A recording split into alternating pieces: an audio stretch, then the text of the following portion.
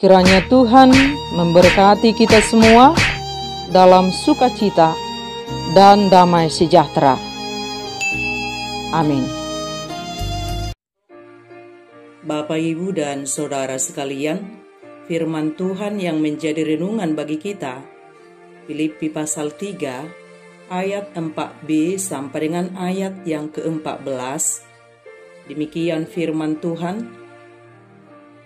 Jika ada orang lain menyangka dapat menaruh percaya pada hal-hal lahiriah, aku lebih lagi. Disunat pada hari ke-8 dari bangsa Israel, dari suku Benjamin, orang Ibrani asli, tentang pendirian terhadap hukum Taurat aku orang Farisi, tentang kegiatan aku penganiaya jemaat, tentang kebenaran dalam mentaati hukum Taurat aku tidak bercacat. Tetapi apa yang dahulu merupakan keuntungan bagiku, sekarang kuanggap rugi karena Kristus. Malahan segala sesuatu kuanggap rugi, karena pengenalan akan Kristus Yesus Tuhanku lebih mulia daripada semuanya. Oleh karena Dialah aku telah melepaskan semuanya itu dan menganggapnya sampah, supaya aku memperoleh Kristus dan berada dalam Dia bukan dengan kebenaranku sendiri karena mentaati hukum Taurat, melainkan dengan kebenaran karena kepercayaan kepada Kristus, yaitu kebenaran yang Allah anugerahkan berdasarkan kepercayaan.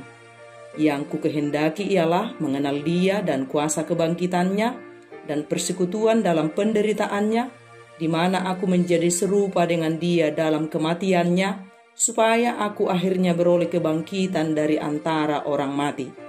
Bukan seolah-olah aku telah memperoleh hal ini atau telah sempurna, melainkan aku mengejarnya kalau aku dapat juga menangkapnya, karena aku pun telah ditangkap oleh Kristus Yesus. Saudara-saudara, aku sendiri tidak menganggap bahwa aku telah menangkapnya, tetapi ini yang kulakukan. Aku melupakan apa yang telah di belakangku dan mengarahkan diri kepada apa yang di hadapanku, dan berlari-lari kepada tujuan untuk memperoleh hadiah, yaitu panggilan surgawi dari Allah dalam Kristus Yesus.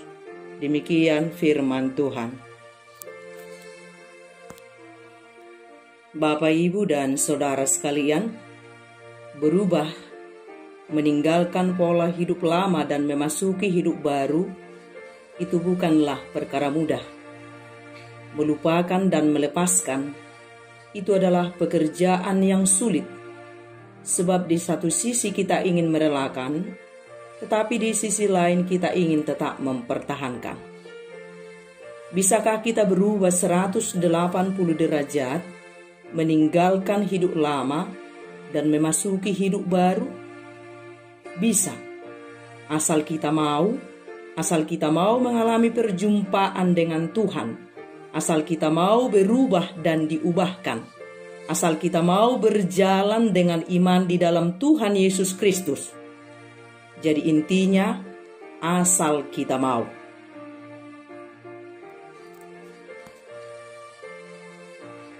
Sebab sekalipun kita berdoa setiap waktu, mendengarkan firman setiap waktu, kalau kita tidak mau berubah dan tidak mau diubahkan, tidak akan pernah ada perubahan.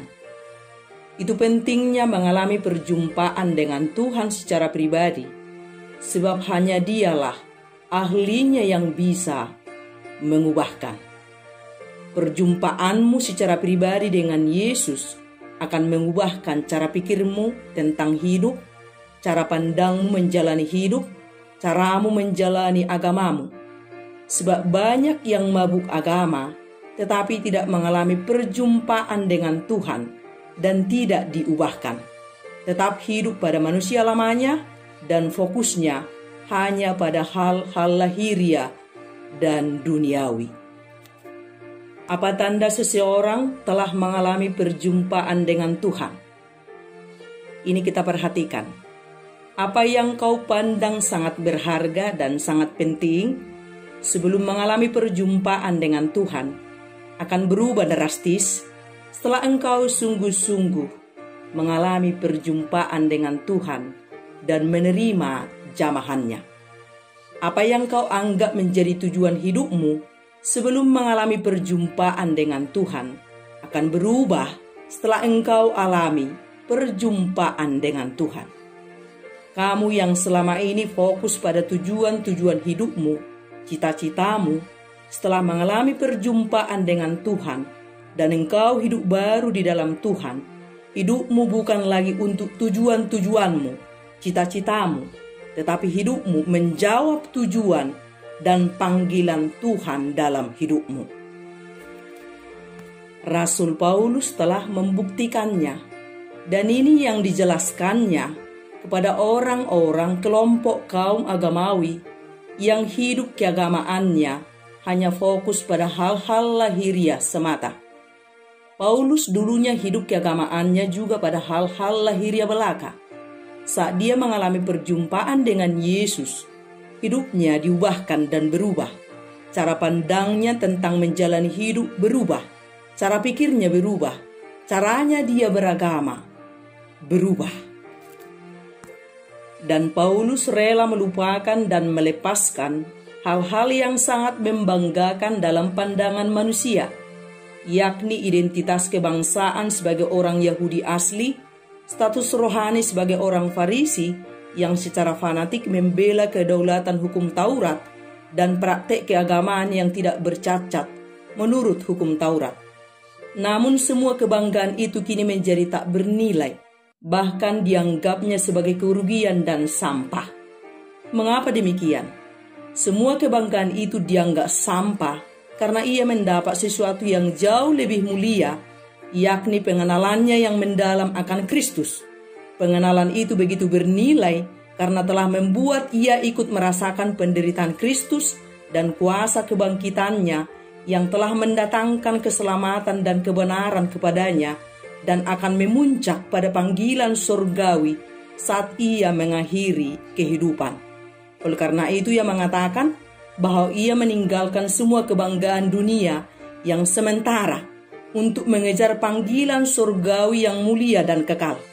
Dan sepanjang hidupnya, setelah mengalami Tuhan dalam hidupnya, Paulus menjadikan hidupnya sebagai perlombaan yang harus diperjuangkan setiap waktu untuk mengenal dan mengalami Tuhan dalam kehidupannya. Sekarang bagaimana dengan kita? Kita sudah menjadi pengikut Kristus bukan baru lagi. Tetapi apakah kita sudah hidup baru di dalam Tuhan, meninggalkan manusia lama dan hidup baru di dalam Kristus, dipimpin oleh Roh dan bukan lagi dipimpin oleh daging? Maukah kita mengalami perjumpaan dengan Tuhan, melepaskan kehidupan lama kita, dan memasuki hidup baru di dalam Kristus? Tidak mudah untuk melepaskan dan melupakan sesuatu yang menjadi kebanggaan kita selama ini. Mungkin itu nama besar, keluarga, prestasi kita, kekayaan, dan lain sebagainya. Sehingga kita sulit merendahkan hati kita untuk menerima Kristus sungguh-sungguh sebagai Tuhan, sebagai kebanggaan dan tujuan hidup kita. Kita harus merelakan sesuatu, melepaskan sesuatu untuk mendapat sesuatu yang baru. Kita harus rela meninggalkan sesuatu untuk bisa melanjutkan perjalanan pada tujuan yang baru. Kita harus lepaskan kehidupan manusia lama kita untuk memasuki manusia baru di dalam Kristus. Maukah kita melupakan segala kebanggaan lahiriah, kebanggaan duniawi, bahkan menganggapnya sebagai kerugian dan sampah, dan menjadikan Yesus sebagai pusat kehidupan kita, menjadikan Yesus satu-satunya yang paling berharga dan tujuan kehidupan kita? Paulus telah melakukannya, karena Kristus lebih berharga dari apapun. Tujuan hidupnya hanya untuk mengenal Kristus dan menjadi serupa dengan Dia, dan ini dia lakukan bukan berdasarkan perbuatannya melalui hukum Taurat, tetapi di dalam iman kepada Yesus Kristus, bahwa hidupnya semata untuk berlari mengejar kebenaran di dalam Kristus, dan puncaknya untuk memperoleh hadiah, yaitu panggilan surgawi dari Allah dalam Kristus Yesus. Dan inilah seharusnya tujuan hidup setiap orang percaya kepada Kristus, yaitu mengenal dan menjadi serupa dengan Kristus. Terjadi pertumbuhan iman dan kerohanian, bukan saja hanya terlihat seperti semakin rohani, tetapi juga semakin bertumbuh menjadi lebih baik dalam iman dan perbuatan, dan menjadi semakin serupa dengan Kristus. Apapun yang kita perbuat, perbuatlah atas dasar iman dan hanya untuk memuliakan nama Tuhan. Iman itu dinamis, tidak statis. Setelah menjadi orang percaya, harus terjadi perubahan dari yang dulunya hidup dalam ketidakbenaran menjadi hidup dalam kebenaran. Kehidupan orang Kristen meninggalkan hidup lama dan memasuki hidup baru di dalam Kristus. Panggilan hidup kita adalah menjadi hamba kebenaran. Dan mari kita gunakan seluruh kekuatan kita menuju keberhasilan iman bersama Tuhan. Jika kita senantiasa mengarahkan pandangan dan tujuan kita kepada Kristus, kita akan mengalami kemuliaan bersama Dia. Asal kita mau berjalan mengikutinya, kuasa penyertaannya ada untuk kita. Paulus telah melakukan banyak hal bagi Tuhan, tetapi ia tidak menganggap dirinya telah mencapai semuanya. Saat dia di penjara pun, ia tetap ingin lebih mengenal Tuhan dan mengerjakan segala yang Tuhan ingin ia lakukan. Ia tidak pernah menghiraukan situasi di dalam hidupnya, sekalipun harus mengalami aniaya dan penderitaan, karena nama Tuhan harus dialaminya. Apapun kondisi yang dialaminya, Tuhan nomor satu di hidupnya dan tak tergantikan. Dan kehidupan kekristenan sejati juga demikian. Bagaimana kita tetap bertahan benar mengikuti Kristus pada semua keadaan, di semua tempat, dan apapun yang sedang kita hadapi. Pemeliharaan Tuhan cukup bagi kita, asal kita menjadikan Dia nomor satu di dalam kehidupan kita. Sebab dalam semua perkara hidup yang kita lewati, Dia selalu sertai kita. Segala kelengkapan yang kita butuhkan diperlengkapi dengan sempurna. Bukankah sungguh betul apa yang diungkapkan oleh Paulus dalam firman ini, bahwa semua hal yang telah diraihnya dulu dianggapnya sebagai kerugian, bahkan sebagai sampah, dibandingkan dengan perjumpaannya dan pengenalannya atas Kristus Tuhan. Dan saat kita mengenal Kristus dan kita mengenal diri kita siapa di dalam Kristus, yakni anak Allah yang tak sempurna, yang ditebus oleh Yesus, dipisahkan dan dikuduskan oleh darah Yesus, dan Allah punya rancangan masa depan yang indah, dan jangan biarkan iblis mencurinya. Saat kita kenal diri kita di dalam Kristus, kita tidak perlu melelahkan diri dengan hal-hal yang tak berguna. Hanya satu yang penting, yaitu mengarahkan pikiran kita hanya kepada Kristus, membiarkan Kristus yang mengisi seluruh kehidupan kita. Dan indahlah perjalanan hari-hari kita. Bukankah ini hidup yang sesungguhnya? Ada visi, ada tujuan Tuhan yang lebih besar, yang Tuhan taruh dalam kehidupan kita pribadi lepas pribadi. Dunia ini bukan tujuan kita. Kekekalanlah tujuan Tuhan untuk kita. Dan bagi kita semua dengar ini, yang masih hidup dalam manusia lama, tinggalkan segera manusia lamamu dan masuki hidup baru di dalam Kristus. Yang sudah hidup baru, jangan kembali lagi ke manusia lamamu. Berjuanglah mengikuti Kristus. Yang sudah meninggalkan manusia lama, teruslah berjalan. Kita sedang berjalan di jalan yang tepat. Tuhan pasti menyertai kita. Dia berbicara, berfirman, mendampingi, menuntun kita senantiasa.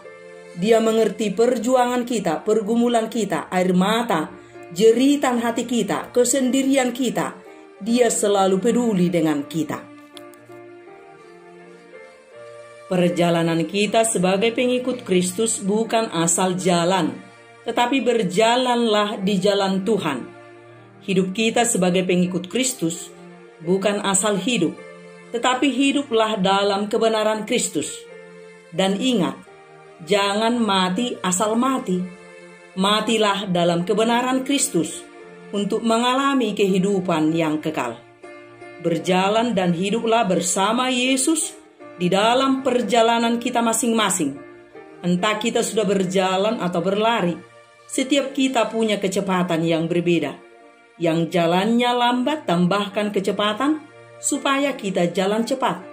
Yang sudah jalan cepat, tambahkan kecepatan supaya kita berlari kecil. Yang sudah berlari-lari, terus tambahkan kecepatan. Sebab Tuhan terus mengerjakan hal-hal luar biasa di dalam hidup kita dan melalui hidup kita. Ikuti Yesus setiap hari, patuh pada ajarannya, dan berubahlah semakin serupa dengan Kristus untuk kembali pulang ke rumah Bapa kita di sorga. Dunia ini bukan tempat kita, dunia ini bukan tujuan kita. Jangan melekat pada dunia ini. Jangan jadikan dunia fokus dan tujuan hidupmu. Fokuslah kepada Yesus, Sang Penentu dan Pengendali kehidupan masa depan kita. Amin.